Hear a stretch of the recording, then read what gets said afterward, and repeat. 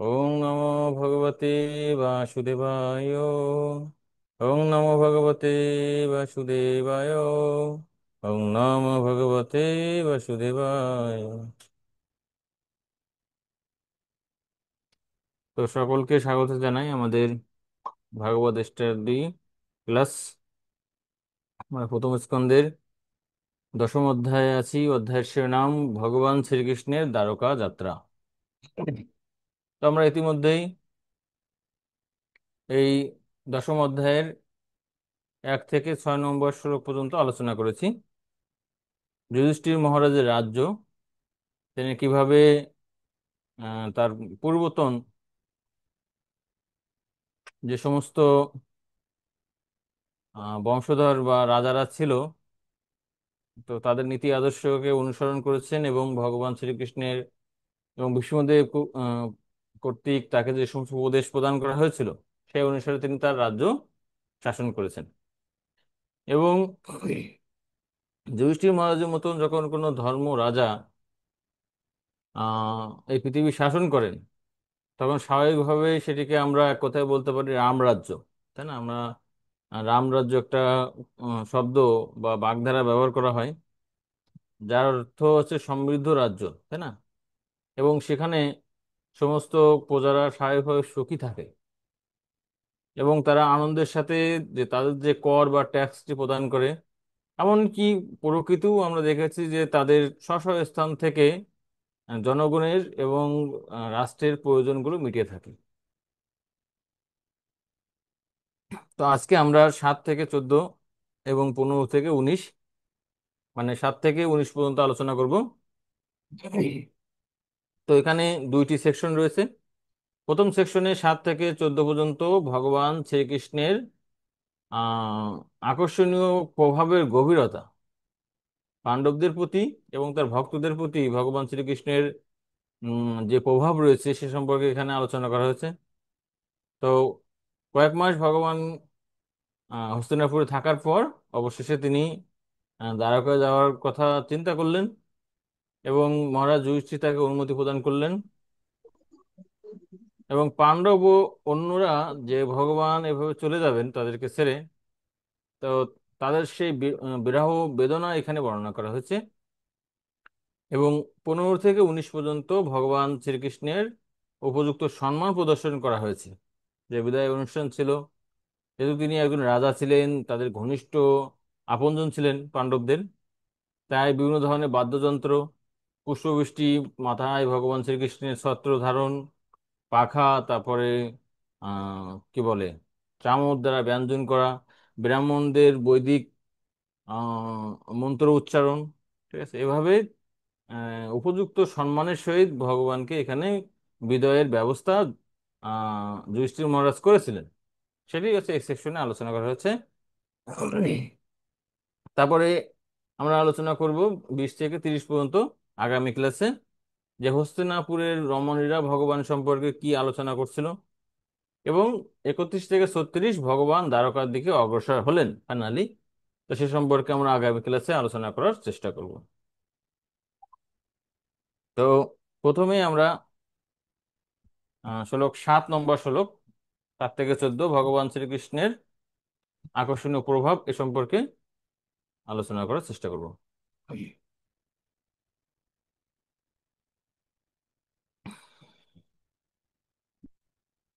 তো 7 নম্বর শ্লোক। অসিতা হস্তিনাপুরে মাসান কতিপয়ান হরিহি সুহৃদম চ বিশোকায় স্বাশুচ্চ প্রিয়কাম্যয়া।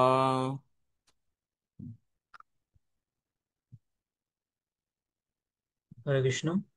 পাণ্ডবদের শোক অপনোদনের জন্য এবং ভগিনী সুভদ্রার প্রীতি কামনায় শ্রীহরি পরমেশ্বর ভগবান শ্রীকৃষ্ণ কয়েক মাস হস্তিনাপুরে অবস্থান করেছিলেন। তো ভগবান শ্রীকৃষ্ণ সেখানে কয়েক মাস ছিলেন। তো আমরা এর আগে দেখেছি, যখন কুরুক্ষেত্রের যুদ্ধ শেষ হয়েছিল, ভগবান শ্রীকৃষ্ণ চেয়েছিলেন, তিনি দ্বারকাতে ফিরে যাবেন। তখন কিন্তু কয়েকটি ঘটনার কারণে ভগবান শ্রীকৃষ্ণ আর যেতে পারেননি। তো আমরা যদি ঘটনা প্রবাহ দেখি, কুরুক্ষেত্রের যুদ্ধ শেষ হয়েছে এবং অশ্বত্থামা ঘুমন্ত শিশুদেরকে, পঞ্চপাণ্ডবের 5 জন পুত্রকে হত্যা করেছে। তখন অর্জুন প্রতিজ্ঞা করেছেন যে তাকে শাস্তি প্রদান করবেন অশ্বত্থামাকে, এবং অশ্বত্থামা বাঁচার জন্য ব্রহ্মাস্ত্র নিক্ষেপ করেন। তো 2বার ব্রহ্মাস্ত্র নিক্ষেপ করেন। প্রথমবার অর্জুন তার ব্রহ্মাস্ত্র দ্বারা সেটিকে প্রতিহত করেন, কিন্তু পরের বার 6টি ব্রহ্মাস্ত্র নিক্ষেপ করেন। পঞ্চপাণ্ডবদের জন্য 5টি এবং উত্তরার গর্ভে পরীক্ষিত মহারাজকে হত্যা করার জন্য একটি। তো ভগবান তার ভক্তদের রক্ষা করার জন্য তার সুদর্শন চক্রের দ্বারা তিনি এই সমস্ত ব্রহ্মাস্ত্রকে খণ্ডন করেন। তারপরে ভগবান শ্রীকৃষ্ণ আবার যথারীতি তিনি দ্বারকায় গমনের উদ্দেশ্যে রওনা হলেন, রথে উঠলেন। তখন কুন্তী মহারানী এসে প্রার্থনা করছেন। কুন্তী মহারানীর প্রার্থনা শ্রবণ করে ভগবান আবার সবার কাছ থেকে বিদায় নিলেন। নেওয়ার পর যুধিষ্ঠির মহারাজ তাকে অনুরোধ করলেন। তো যেহেতু ভক্ত অনুরোধ করছেন, ভগবান কিন্তু আর যেতে পারেননি। এবং যুধিষ্ঠির মহারাজ তখন শোক সন্তপ্ত হলেন এবং তিনি নিজেকে ধিক্কার প্রদান করলেন যে তার জন্য কুরুক্ষেত্রের রণাঙ্গনে এত এত সৈনিক, রাজন্যবর্গ তারা নিহত হয়েছে। ভগবান শ্রীকৃষ্ণের এবং ব্যাসদেব আদি মহান মহান মুনি ঋষিদের আপ্তবাক্যে যুধিষ্ঠির মহারাজ তার শোক থেকে বিরত হলেন না। তখন ভগবান শ্রীকৃষ্ণ সমস্ত পাণ্ডবদেরকে নিয়ে কুরুক্ষেত্রের রণাঙ্গনে, যেখানে ভীষ্মদেব রয়েছেন, তার কাছে গেলেন এবং ভীষ্মদেবের আহ, যে বাক্য আলাপে যুধিষ্ঠির মহারাজ শান্ত হলেন। এবং ভীষ্মদেব তিনি ভগবানকে দর্শন করতে করতে তিনি ভগবত ধামে গমন করলেন। তারপরে যুধিষ্ঠির মহারাজ রাজা হলেন। তো রাজা হওয়ার পর কয়েক মাস পরে ভগবান আবার কি করছেন, তিনি যাওয়ার জন্য চিন্তা করছেন, তাই না? তো ভগবান কেন এই কয়েক মাস থাকলেন? ভগবানের তো আরো কত কাজ রয়েছে। তো এখানে বলছেন যে উষিত্বা হস্তিনাপুরে মাসান কতিপয়ান হরি সুহৃদম চ বিষকায়। ভগবান শ্রীকৃষ্ণ তার দ্বারা সুহৃদ, এখানে সুহৃদ বলতে পাণ্ডবদেরকে বোঝানো হচ্ছে। বিষকায় মানে কি, শোক দূর করার জন্য। তো আহ পাণ্ডবদের যেমন শোক দূর করছেন, বিশেষ করে এখানে শস্যু মানে কি, শস্যু শব্দ অর্থ ভগিনী। ঠিক আছে, এখানে সুভদ্রার কথা বিশেষভাবে বর্ণনা করা হচ্ছে, কারণ সুভদ্রা তার যে পুত্র অভিমন্যুকে যুদ্ধে হারিয়েছেন, তাই না? তো দেখেন, ভগবান শ্রীকৃষ্ণ ইচ্ছা করলে কিন্তু অভিমন্যুকে বাঁচাতে পারতেন। তো অনেক সময় আমরা মনে করি যে তিনি কেন অভিমন্যুকে রক্ষা করলেন না, তাহলে তো আর সুভদ্রা কি কষ্ট পেতেন না, তাই না? আর তার তো শোক অপনোদনেরও কোনো চিন্তা করতে হতো না।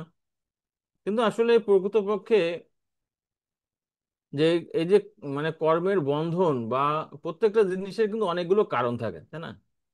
তো ভগবান সে সমস্ত বিষয়ে কিন্তু হস্তক্ষেপ করেন না। তো ঐগুণ্যের কেন মৃত্যু হয়েছে, ই হয়েছে, এ সম্পর্কে অনেক কাহিনী আছে, সেদিকে আমরা যাচ্ছি না। কিন্তু যে একটা ঘটনার পরে মানুষ যে শোক বা আনন্দে অভিভূত হয়, এটা কিন্তু বাস্তব। তাই ভগবান শ্রীকৃষ্ণ নিজে থেকে তার ভগিনী সুভদ্রার বিষকায়ও শোক দূরীভূত করার ব্যবস্থা করেছেন। এজন্য তিনি কয়েক মাস থেকে সমস্ত পাণ্ডবদের, সমস্ত স্ত্রীদের হস্তিনাপুরের তাদের সান্ত্বনা প্রদান করছেন।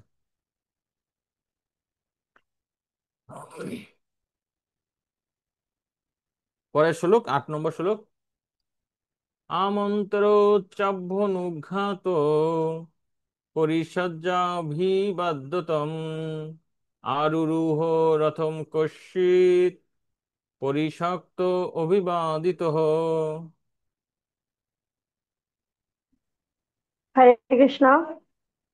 পরে পরমেশ্বর ভগবান যাত্রার অনুমতি চাইলেন এবং মহারাজ অনুমতি দিলেন। তখন পরমেশ্বর শ্রীকৃষ্ণ মহারাজ যুধিষ্ঠিরের চরণে প্রণত হয়ে শ্রদ্ধা নিবেদন করলেন এবং মহারাজ তাকে আলিঙ্গন বর্ধন করলেন। তারপর পরমেশ্বর অন্য অন্য সকলেও আলিঙ্গন বন্ধন হয়ে এবং তাদের অভিবাদক গ্রহণ করে তার রথে আরোহণ করলেন। হরে কৃষ্ণ। হরে কৃষ্ণ। তো এই কয়েক মাস পর হস্তিনাপুরে থাকার পর ভগবান শ্রীকৃষ্ণ আহ যুধিষ্ঠির মহারাজকে, এখানে বলা আছে যে মহারাজ যুধিষ্ঠিরের কাছ থেকে অনুমতি চাইলেন এবং যুধিষ্ঠির মহারাজ এখন অনুমতি দিলেন। কারণ আসলে কেউ কিন্তু ভগবানের সঙ্গকে ত্যাগ করতে চান না বা ত্যাগ করতে পারেন না, ভক্তরা বিশেষ করে।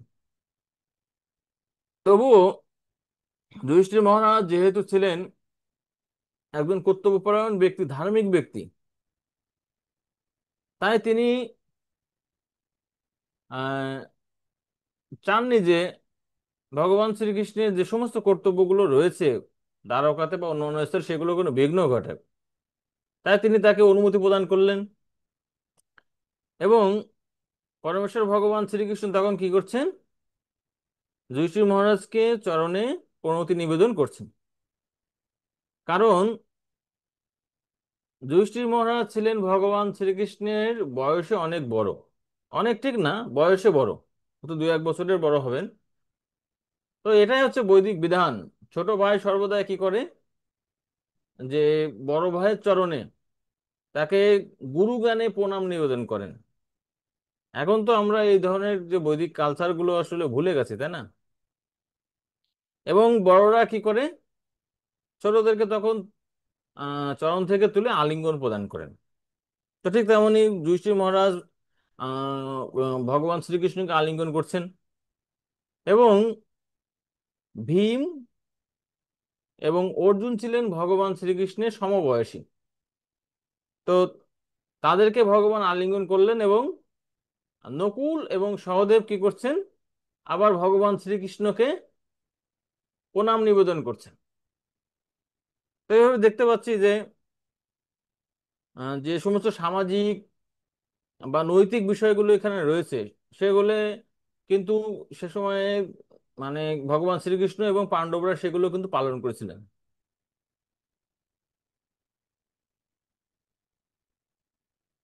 তো এভাবে তারা আহ, একে অপরকে অভিবাদন করলেন এবং ভগবান শ্রীকৃষ্ণ আরূঢ় রথম কশ্চিৎ, তিনি তার রথে তিনি আরোহণ করলেন।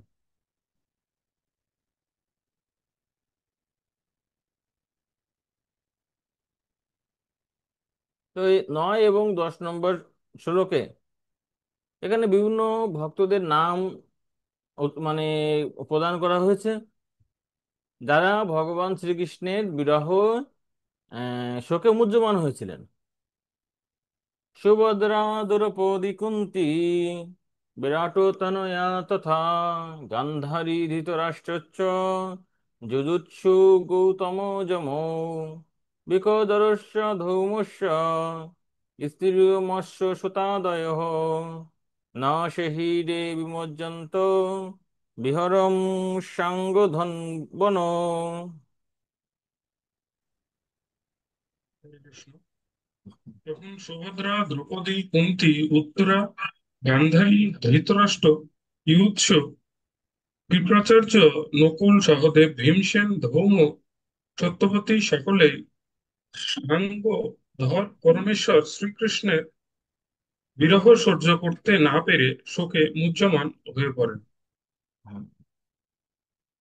বলছে ন সেহিরে বিমুজ্জন্ত, তারা সেহিরে মানে সহ্য করতে পারলেন না, বিমুজ্জন্ত বিহরম সাঙ্গর ধন বন, মানে সাঙ্গ ধনুকধারী ভগবান শ্রীকৃষ্ণের বিরহ এই যে সমস্ত ভক্তরা রয়েছে, সুভদ্রা, দ্রৌপদী, কুন্তী, যুধিষ্ঠির, ভীম, নকুল, সহদেব, অর্জুন, তারা কেউ সহ্য করতে পারেননি। তো পরের 2টি শ্লোকে এখানে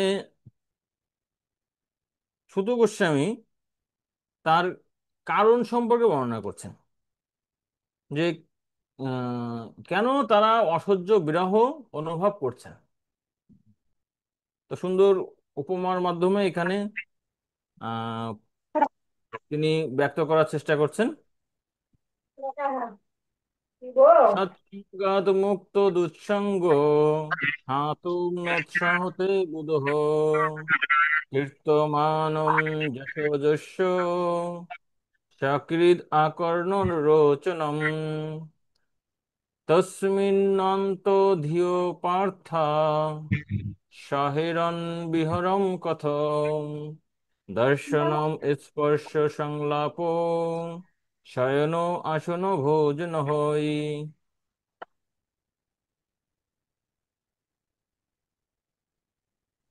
হরে কৃষ্ণ। সাধু সঙ্গের প্রভাবে বুদ্ধিমান ব্যক্তিরা একবার মাত্র ভগবানের মহিমা শ্রবণ করে থাকলেও পরমেশ্বর ভগবানকে উপলব্ধি করার ফলে বিষয়ের অসৎ সঙ্গ ত্যাগ করে ভগবানের মহিমা শ্রবণ করা থেকে মুহূর্তের জন্য নিরস্ত হতে পারেন না। তাহলে পাণ্ডবেরা, যারা ঘনিষ্ঠভাবে সর্বদা ভগবানের দর্শন, স্পর্শন, আলাপ, শয়ন, অবস্থান ও একত্রে আহার করেছিলেন, কি করে তাদের দেখো, পক্ষে তার বিরহ সহ্য করা সম্ভব? বুঝি তাহলে বলে দেখো। হরে কৃষ্ণ। মাতাজি একটু আনমিউট রাখবেন। হরে কৃষ্ণ। তো এখানে বর্ণনা করা হচ্ছে যে সৎসঙ্গাত সৎসঙ্গাত উন্মুক্ত দুঃসঙ্গ। তো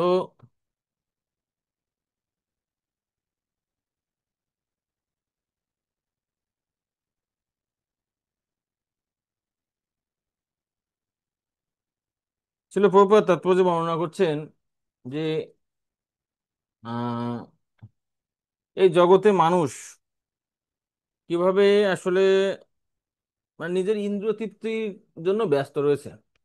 তাই তারা আসলে আহ ভগবানকে, তিনি যে ভগবানের দাস বা ভগবানের সেবা করার কর্তব্য, সেগুলো তিনি ভুলে থাকেন। কিন্তু একটা শ্লোক আছে চৈতন্য চৈতামৃতে যে ব্রহ্মাণ্ডে ভূমিতে কোনো ভাগ্যবান জীব গুরু কৃষ্ণ প্রসাদে পায় ভক্তিলতা বীজ। তাই কোনো সাধু গুরু তাদের সংস্পর্শের ফলে জীব ভগবানের প্রতি উন্মুখ হয় এবং তিনি ভগবানের কথা শ্রবণে তার রুচি জাগ্রত হয়। আর এভাবে তখন ভগবানের কথা তিনি শ্রবণ করেন, তখন কি হয় বলছে সৎসঙ্গাত উন্মুক্ত দুঃসঙ্গ। ভগবানের কথা যখন শ্রবণ করেন তখন তার এই জাগতিক সঙ্গের প্রতি তার কোনো আকর্ষণ থাকে না। হাতুম ন সহতে বুধ কীর্তিমান যশ যশ সকৃত আকর্ণ রোচনম। তো বলছে এই ধরনের ব্যক্তি, মানে আমাদের কথা বলছে, কোনো কারণে হয়তো ভগবানের কথায় আমাদের রুচি হয়েছে। তো এই এই ধরনের ব্যক্তি যারা শুধুমাত্র শ্রবণের মাধ্যমে ভগবানের প্রতি আসক্ত হয়েছেন, তারা ভগবানের বিরহ অনুভব করেন। ঠিক আছে। তো অনেক অনেক দেখো তো, আমরা যদি আমাদের কথা চিন্তা করি অনেক সময় মনে হয় যে না, আমাদের তো ওই ধরনের বিরহ কাজ করে না, তাই না? তো প্রকৃতপক্ষে মানে আমরা আসলে ভগবানের সাথে আমাদের যে প্র্যাকটিক্যাল সম্পর্কটা রয়েছে সেটা এখনো ওইভাবে উপলব্ধি করতে পারিনি। তারপরে আমরা উপলব্ধি করতে পারি না, তাই না? কিন্তু যখন মানে আমরা এভাবে ভক্তিযোগে যুক্ত থাকবো না, তখন আস্তে আস্তে আমরাও ভগবানের বিরহ অনুভব করতে পারবো। এজন্য ছিল গৌর গোবিন্দ স্বামী মহারাজ, তিনি বলছেন আমি ভুবনেশ্বরে একটি ক্রাইং স্কুল বা কান্নার বিদ্যালয় খুলেছি, ঠিক আছে, যেখানে শেখানো হয় কিভাবে ভগবানের জন্য কান্না করতে হয়। তো ভক্তি পুরুষোত্তম স্বামী মহারাজকে একজন ভক্ত প্রশ্ন করেন একটি ক্লাসে যে শাস্ত্রের বিভিন্ন জায়গায় ভক্তরা ভগবানের বিরহ অনুভব করেন, তারা ভগবানের জন্য ক্রন্দন করেন। তো আমার তো আসলে কান্না আসে না, আমি কি করব? তো মহারাজ বলেন, আসে না, সেজন্য আমার কান্না করা উচিত, যে কেন আমার ভগবানের জন্য আমার এই ক্রন্দন আসছেন না। ঠিক আছে, সেজন্য। তো দেখেন, এরকম অনেক অনেক ভক্ত আছে, তাদের জীবন দেখেছি যে তারা কিভাবে ভগবানের বিরহ ছিলেন। তাহলে তসমিন অন্তধিও পার্থা শহরেন বিহরম কথম। তাহলে এই যে পাণ্ডবদের, পার্থা মানে কি? এটা বহুবচন। পার্থা মানে, যেমন পার্থ শব্দের অর্থ অর্জুনকে বোঝায়, পার্থা অর্থ এখানে পাণ্ডবদেরকে, পাণ্ডবদেরকে বোঝানো হচ্ছে।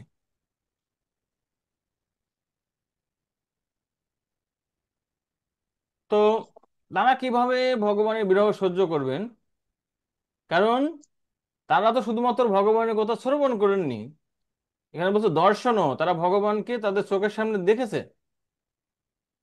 তারপর স্পর্শ, সংলাপ, ভগবানের সাথে বাক্যালাপ হচ্ছে, শয়ন, আসন, ভোজন, তারা একসাথে ঘুমাচ্ছে, একসাথে আসন করে গল্প করছে, একসাথে আহার করছে, ঠিক আছে, একসাথে রসিকতা করছে, এমনই তাদের সাথে বন্ধুত্বপূর্ণ সম্পর্ক। আর সেই ভগবানের বিরহ পাণ্ডবরা কিভাবে সহ্য করতে পারে? তো এটা খুবই প্র্যাকটিক্যাল, তাই না? আমরা আমাদের আত্মীয় স্বজন বা ঘনিষ্ঠ বন্ধু বান্ধবরা যখন আমাদের ছেড়ে কোথাও চলে যায়, তখন কিন্তু আমরা এই বিরহ কিন্তু অনুভব করতে পারি, তাই না? তো সেটাই এখানে বর্ণনা করা হচ্ছে। 13 নম্বর শ্লোক। সর্বেতে অনিমিষৈরক্ষে স্মুত অনুদ্রুত চেতসঃ ভিক্ষন্ত স্নেহ সংবদ্ধা বিচলস্তত্র তত্র।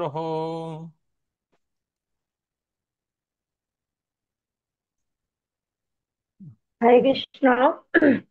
তাদের সকলের হৃদয় তার পাশে আবদ্ধ হয়ে বিগলিত হচ্ছিল। তারা অপলক নেত্রে শ্রীকৃষ্ণকে দর্শন করেছিলেন এবং হতবুদ্ধি হয়ে ও, ইতস্তত হয়ে বেড়াচ্ছিলেন। হরে কৃষ্ণ প্রভু।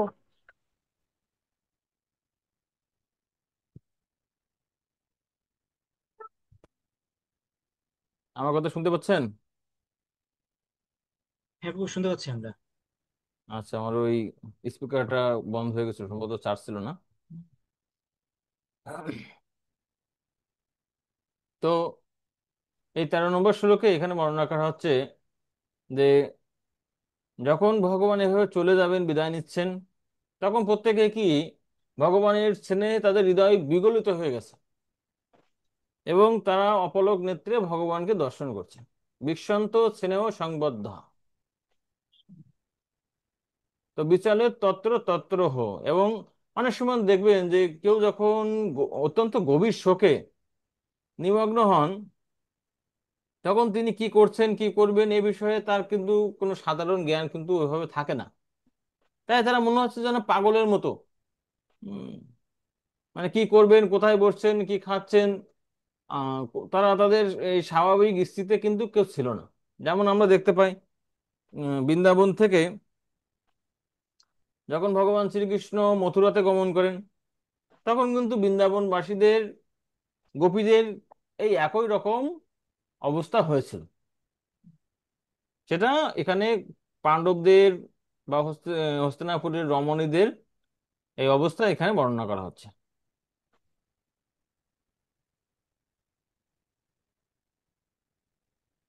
14 নম্বর। নরুন্ধন উদ গলাত বাষ্পম উৎকণ্ঠা দেবকী সুতে নির্যাতি আগারণ অভদ্রম ইতি বন্ধব স্ত্রিয়।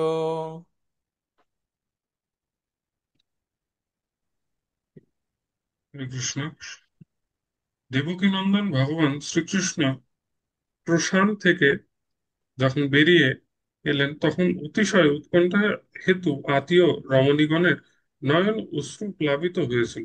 কিন্তু যাত্রার সময় শ্রীকৃষ্ণের যাতে কোনো রকম অমঙ্গল না হয়, সেই জন্য তারা বহু কষ্টে তাদের বিগলিত অশ্রু সংবরণ করেছিলেন। হুম। তো সকলেই ভগবান চলে যাচ্ছেন এবং তারা ক্রন্দন করছেন স্বাভাবিকভাবে, তাই না? তো একটা কিন্তু কথা আছে যে যাত্রার সময় কি করতে নেয়, আত্মীয় স্বজন তাদেরা যদি মানে কান্নাকাটি করে, তাহলে যে যাত্রা করছেন তার অমঙ্গল হওয়ার সম্ভাবনা থাকে। এজন্য যাত্রার সময় কি করেন, তারা চেষ্টা করেন যে হাসি মুখে বিদায় দেওয়ার জন্য বা কান্নাকাটি না করার জন্য। কিন্তু তারা মানে এমনই বিরহ অনুভব করছেন যে তারা তাদের অশ্রুটাকে সংবরণ করতে পারছেন না। তাই অতি কষ্টে তারা তাদের আহ, যে অশ্রু সেগুলো তারা দমন করার চেষ্টা করছেন। আর অন্ততপক্ষে যারা পারছেন না তারা কি করছেন, তাদের যে শাড়ির আঁচল দ্বারা সেই অশ্রুটি ঢেকে রাখছেন, যাতে ভগবান শ্রীকৃষ্ণ তাদের এই চোখের জল যাতে না দেখতে হয়। তো শিল প্রভুপাদ এই তাৎপর্য এখানে বলছেন যে হস্তিনাপুরের রাজপ্রাসাদের শত শত মহিলা ছিলেন, তারা সকলেই ছিলেন ভগবান শ্রীকৃষ্ণের প্রতি অনুরক্ত। তারা সকলেই ছিলেন তার আত্মীয়। তারা যখন দেখলেন যে শ্রীকৃষ্ণ তার নিজের দেশে ফিরে যাওয়ার জন্য প্রাসাদ ত্যাগ করে চলে যাচ্ছেন, তখন তারা তার জন্য অত্যন্ত শোকাকুল হয়েছিলেন এবং স্বাভাবিকভাবে তাদের গাল বেয়ে অশ্রু পড়ছিল। তখন তারা মনে করেছিলেন যে তাদের সেই অশ্রু ভগবান শ্রীকৃষ্ণের পক্ষে অমঙ্গল সূচক হতে পারে। তাই তারা তাদের অশ্রু সংবরণ করার চেষ্টা করছিলেন। সেই অবিরল অশ্রুধারা সংবরণ করা তাদের পক্ষে তখন কঠিন হয়েছিল।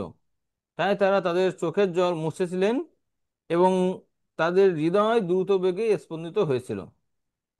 কুরুক্ষেত্রে যাদের মৃত্যু হয়েছিল তাদের স্ত্রী এবং পুত্রবধূরা সরাসরি শ্রীকৃষ্ণের সান্নিধ্য আসতে পারেননি, কিন্তু তারা সকলেই তার মহান কার্যকলাপের কথা শুনেছিলেন এবং তার ফলে তারা তার বিষয়ে চিন্তা করতেন, তার নাম যশ ইত্যাদি কথা বলতেন এবং এভাবে তারা ভগবান শ্রীকৃষ্ণের সঙ্গে প্রত্যক্ষভাবে সম্পর্কযুক্ত ব্যক্তিদের মতো তার প্রতি অনুরক্ত হয়েছিলেন।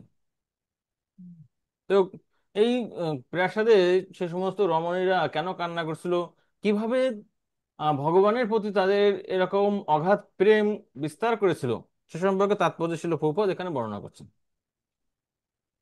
তো এজন্য শিল প্রভুপাদ এখানে বলছেন যে যিনি প্রত্যক্ষভাবে এবং পরোক্ষভাবে শ্রীকৃষ্ণের কথা চিন্তা করেন, শ্রীকৃষ্ণের কথা বলেন অথবা শ্রীকৃষ্ণের আরাধনা করেন, তিনি তার প্রতি আসক্ত হন। তো কারা ভগবানের প্রতি আসক্ত হন? যে কেউ হতে পারে যিনি ভগবানের কথা বলছেন, চিন্তা করছেন, হ্যাঁ, প্রত্যক্ষভাবে হোক অথবা পরোক্ষভাবে হোক, তারা সকলেই ভগবানের প্রতি আসক্ত হন।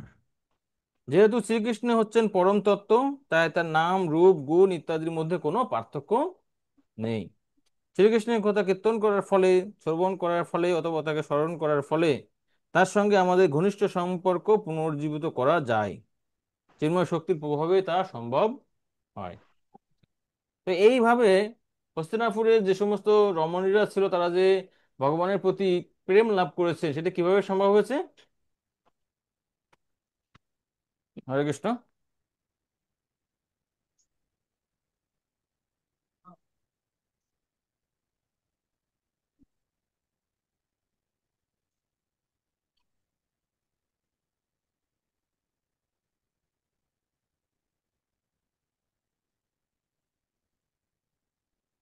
হরে কৃষ্ণ। তো আমরা এখানে আহ, দেখতে পাচ্ছি যে যে কোনো ভাবে একজন ব্যক্তি ভগবানের প্রতি তিনি আসক্ত হতে পারেন, যেমন হস্তিনাপুরের রমণীরা এখানে ভগবানের প্রতি আসক্ত হয়েছিলেন। তো আমরা 7 থেকে 14 পর্যন্ত এই শ্লোকগুলোতে আমরা দেখেছি যে ভগবান শ্রীকৃষ্ণের যে প্রভাব বা পাণ্ডবদের প্রতি আহ, যে পাণ্ডবরা কিভাবে ভগবান শ্রীকৃষ্ণের প্রতি আসক্ত ছিলেন সে সম্পর্কে এই শ্লোকগুলোতে আলোচনা করা হয়েছে। তো পরবর্তী সেশনে এখানে 15 থেকে 19 এই শ্লোকগুলিতে ভগবান শ্রীকৃষ্ণের উপযুক্ত সম্মান প্রদর্শন, তিনি যে হস্তিনাপুর ত্যাগ করছেন তার জন্য মহারাজ যুধিষ্ঠির কি কি ব্যবস্থা গ্রহণ করছেন সে সম্পর্কে এখানে আলোচনা করা হচ্ছে।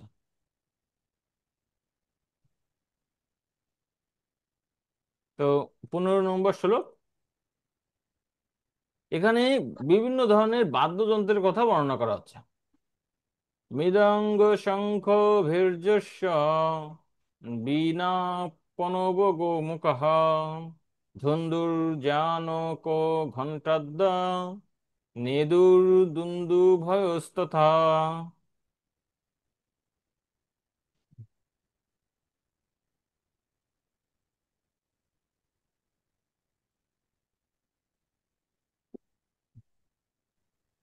হরে কৃষ্ণ। শ্রীকৃষ্ণ যখন হস্তিনাপুর থেকে বিদায় নিচ্ছিলেন, তখন তাকে সম্মান প্রদর্শন করার জন্য বিভিন্ন ধরনের ঢাক, ঢোল, মৃদঙ্গ, নাগরা, ধুন্দুরি, আনক, দুন্দুভি এবং নানা রকমের বাঁশি, বীণা, গোমুখ, ভেরী আদি সমস্ত বাদ্যযন্ত্র একসাথে বাজতে লাগলো। হুম। তো যখন এভাবে দেখবেন, এখনো বিভিন্ন দেশে যখন রাষ্ট্রপ্রধানরা, বাংলাদেশি বা বাংলাদেশের রাষ্ট্রপ্রধানরা যখন বিদেশে যায় তখন কিন্তু সরকারি ব্যবস্থায় বা সেনাবাহিনী কি করে, গার্ড অফ অনার বা বিভিন্ন ধরনের কুচকাওয়াজ বলেন বা নৃত্যের মাধ্যমে বা এরকম বাদ্যযন্ত্রের মাধ্যমে সেই দেশের কালচার অনুসারে কি করে, তাদেরকে কিন্তু সম্মান প্রদর্শন করে অথবা বিদায় অনুষ্ঠানে। তো পরমেশ্বর ভগবান শ্রীকৃষ্ণ, যদিও যুধিষ্ঠির মহারাজ কিন্তু নিজেও কিন্তু ভগবান যখন চলে যাচ্ছেন, তো তার কিন্তু মানে হৃদয়ের যে রক্তক্ষরণ বলেন বা বিরহ বলেন সেটাও ছিল, কিন্তু দেখেন তিনি তার এই শোকের মধ্যেও তার কর্তব্য সাধনে তিনি বিরত হননি। তাই এটাই হচ্ছে একজন নীতিবান ব্যক্তি বা কর্তব্যপরায়ণ ব্যক্তির লক্ষণ, যে সমস্ত পরিস্থিতির মধ্যে তিনি তার কর্তব্য পালনে সর্বদাই তৎপর থাকেন। তো বিভিন্ন ধরনের বাদ্যযন্ত্র তখন যখন ভগবান শ্রীকৃষ্ণ বেরিয়ে আসছেন তখন সেগুলো একসাথে বাজতে লাগলো। পরের শ্লোক, প্রসাদ শিকর আয়ুরা কুরু অনার্য দিদিক্ষয়া বব্রিষু কুসুমৈ কৃষ্ণম প্রেম বিরা স্মিত ঈক্ষণা।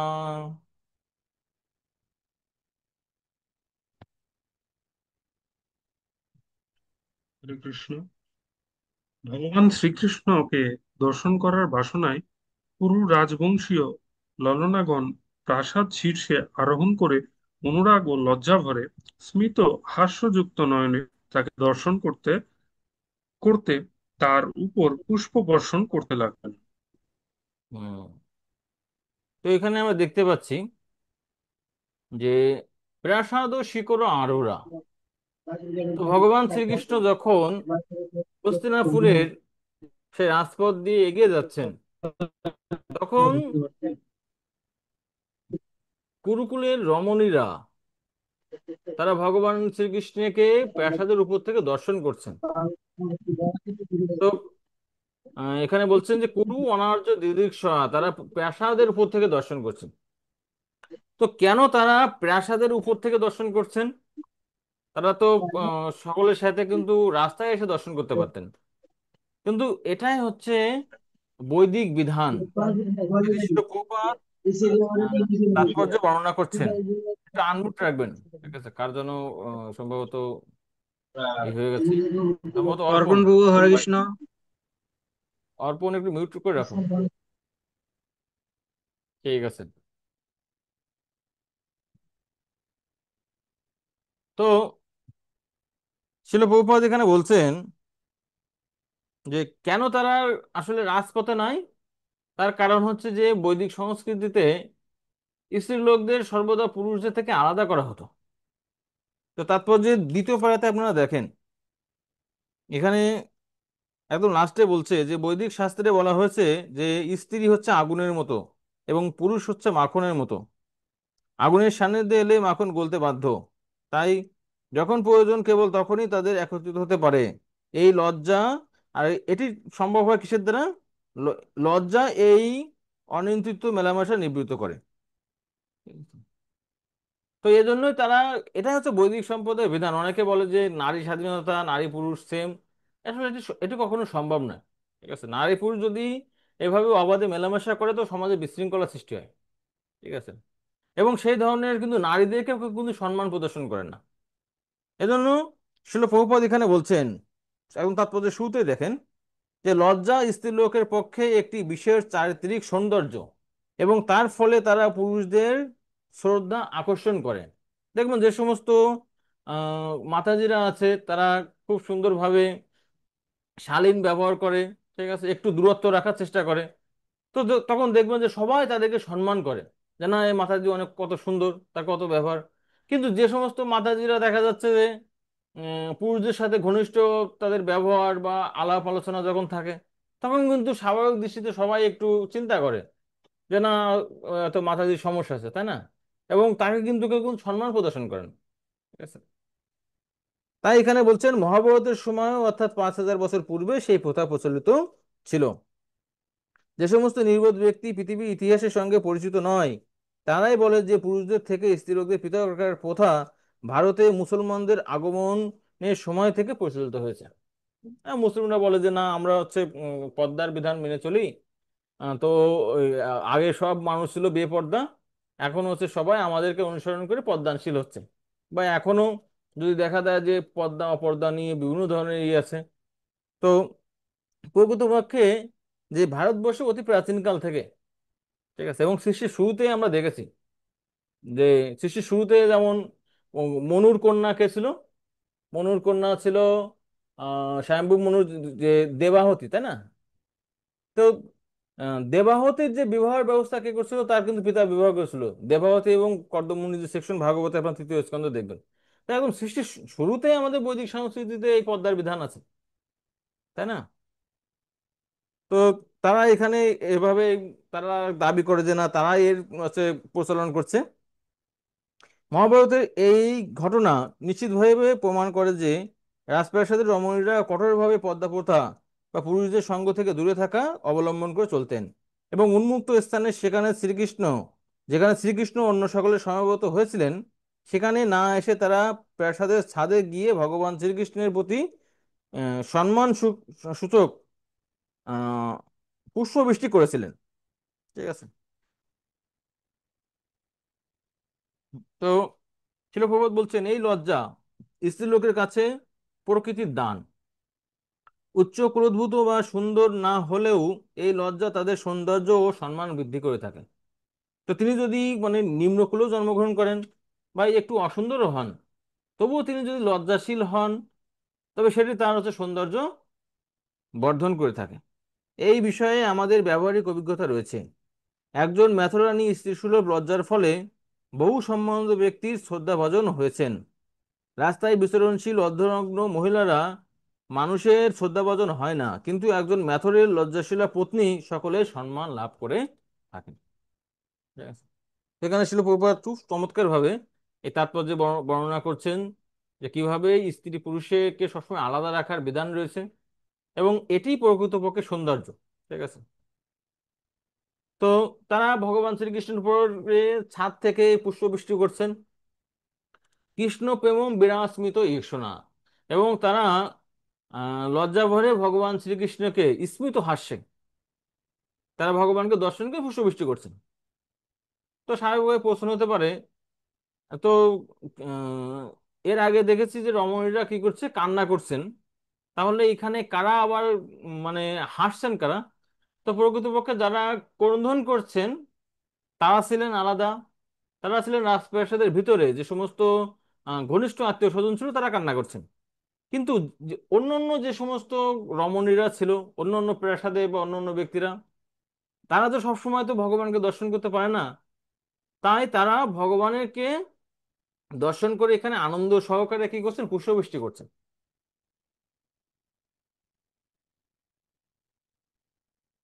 পরের শ্লোক 17 নম্বর। শীতাতপত্রম জগ্রাহ মুক্তদাম বিভূষিতম রত্নদণ্ডম গুড়াকেশ প্রিয় প্রিয়তমস্যঃ।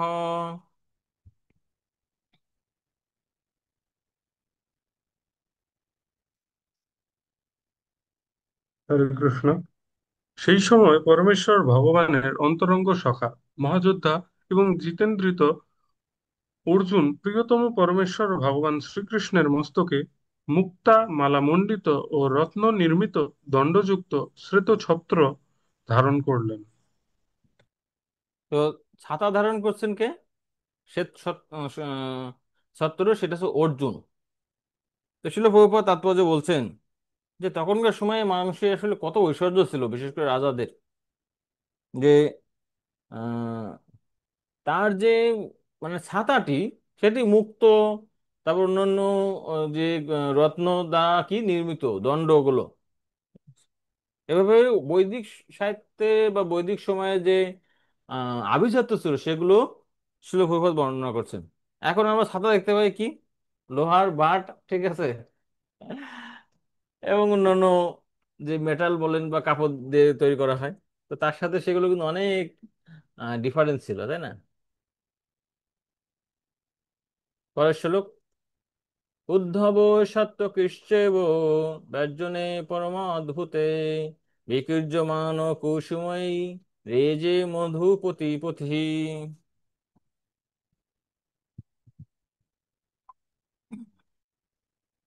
হরে কৃষ্ণ। উদ্ধব ও সত্যকী অতি চমকপ্রদ চামর দ্বারা পরমেশ্বর ভগবানকে ব্যজন করতে লাগলেন এবং মধুপতি রূপে পরমেশ্বর ভগবান কুসুমাকীর্ণ আসনে উপবিষ্ট হয়ে পথ চলতে চলতে তাদের নির্দেশ দিতে লাগলেন। হুম। তো ভগবানকে চামর ব্যঞ্জন করছেন উদ্ধব এবং সাত্যকী, এবং ভগবান তখন পথে চলতে চলতে তাদেরকে এবং পাণ্ডবদেরকে তাদেরকে বিভিন্ন ধরনের নির্দেশ এখানে প্রদান করছেন।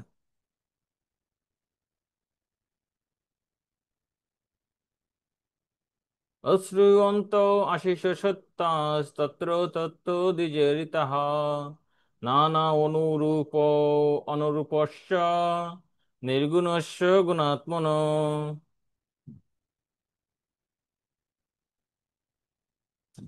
হরে কৃষ্ণ। ব্রাহ্মণগণ কর্তৃক উচ্চারিত আশীর্বাদ ধ্বনি সর্বত্র শোনা যেতে লাগলো। ত্রিগুণাতীত পরমানন্দ স্বরূপ শ্রীকৃষ্ণের প্রতি এই প্রকার আশীর্বাদ যদিও অনুপযুক্ত, কিন্তু নররূপে লীলা অভিনয়কারী ভগবানের প্রতি ব্রাহ্মণদের এই আশীর্বাদ উপযুক্তই হয়েছিল। তো এখানে বলা হচ্ছে যে অনুরূপ অনুরূপাশ্চ নির্গুণস্য গুণাত্মন। তো যেখানে সেখানে যে সমস্ত ব্রাহ্মণরা ছিল, তারা যে ভগবান যাচ্ছেন তখন ভগবানের কল্যাণের জন্য তারা বৈদিক মন্ত্র উচ্চারণ করছে।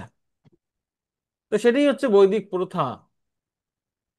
তো এখানে ছিল সুত গোস্বামী বর্ণনা করছে ন অনুরূপ অনুরূপস্য। তো ন অনুরূপ মানে কি, সেটি আসলে ভগবান শ্রীকৃষ্ণের প্রতি অনুপযুক্ত। কারণ ভগবান আসলে কোনো ধরনের আশীর্বাদের উপর নির্ভর করে? আমাদের আশীর্বাদ দরকার কি জন্য? কারণ আমাদের বিভিন্ন ধরনের অমঙ্গল রয়েছে, অকল্যাণ হয়, কিন্তু ভগবান নিজেই পরম কল্যাণ স্বরূপ, পরমানন্দ স্বরূপ। তাই তার প্রতি এই আশীর্বাদগুলো আসলে উপযুক্ত নয়। আবার একই সাথে এই আশীর্বাদগুলো ভগবানের প্রতি উপযুক্ত এই কারণে, যেহেতু ভগবান নররূপে লীলা করছেন, তাই সে সে সমস্ত ব্রাহ্মণ যারা এই সমস্ত বৈদিক মন্ত্রের মাধ্যমে ভগবানকে আশীর্বাদ প্রদান করছেন, একজন রাজা হিসেবে ক্ষত্রিয় হিসেবে এটি ভগবানের শ্রীকৃষ্ণের প্রতি কি অনুরূপ, উপযুক্ত। আবার আরেকটি দিক থেকে এটি হচ্ছে উপযুক্ত কি জন্য? কারণ ভক্ত মানে প্রেমের বশে বা ভক্তির বশে ভগবানকে কি মনে করে, তার থেকে ক্ষুদ্র মনে করে। যে সমস্ত রাগ মার্গের ভক্ত আছে, যেমন সখা শুদ্ধ সখ্যে করে স্কন্দে আরোহণ, তুমি কোন বড় লোক আমি তুমি সম। সখারা কি মনে করে, না যে তুমি কি কি এমন বড় লোক হয়েছে যে তোমার কথা মানতে হবে, শুনতে হবে। তুমি যদি খেলার নিয়ম ভঙ্গ করো তোমাকে আমরা খেলায় নিব না, তাই না? তুমি আমি সমান। কৃষ্ণ বলে যে না, ঠিক আছে। তো এভাবেই কি ভক্তের সাথে ভগবানের প্রেমের কারণে তারা ভগবানকে ভগবান রূপে না মনে করে তাদের পরম প্রেমাস্পদ হিসেবে চিন্তা করে এবং সেই অনুসারে তারা কর্ম করে। আর এই ধরনের যে সম্পর্কের ফলে কি ভগবান আরো বেশি সন্তুষ্ট হয়। যারা ঐশ্বর্য জ্ঞানে বা সাধন মার্গে যারা ভগবানের ভক্তি করে, তার থেকে ভগবান এই যারা স্বতঃস্ফূর্ত ভাবে ভগবানকে যারা তার সম, ঠিক আছে, অথবা তার থেকে ছোট মনে করে, ভগবান সন্তুষ্ট হয়ে থাকেন। তাই এভাবে চিন্তা করলেও এই সমস্ত মুনি ঋষি এবং জ্যেষ্ঠ ব্যক্তিদের ভগবান প্রতি যে সমস্ত প্রার্থনা নিবেদন করা হয়েছে সেগুলো উপযুক্তই ছিল। তাই এখানে বলছে ন অনুরূপ অনুরূপাশ্চ। আসলে এই সেই ধরনের প্রার্থনা একই সাথে ভগবানের প্রতি উপযুক্ত ছিল, আবার অনুপযুক্ত হয়েছিল। তো আমরা এই 19 পর্যন্ত আজকে আলোচনা আমরা এখানে বিশ্রাম রাখি। আগামী ক্লাসে আপনারা 20 থেকে 36 পর্যন্ত মানে এই অধ্যায় শেষ করে আসবেন। এখানে হস্তিনাপুরের রমণীরা, যে সমস্ত রমণীরা ছাদের উপর থেকে ভগবানের উপরে স্মিত হাস্যের সহিত পুষ্প নিবেদন করছেন, তারা ভগবান সম্পর্কে কিছু আলোচনা করছেন এবং সেই আলোচনাগুলো অত্যন্ত বেদগুজ্জ আলোচনা, ঠিক আছে? তো আমরা সেটি দর্শন করব এবং ভগবান শ্রীকৃষ্ণ যে দ্বারকা যাত্রা করলেন সে সম্পর্কে আমরা আলোচনা করে এই অধ্যায় শেষ করব।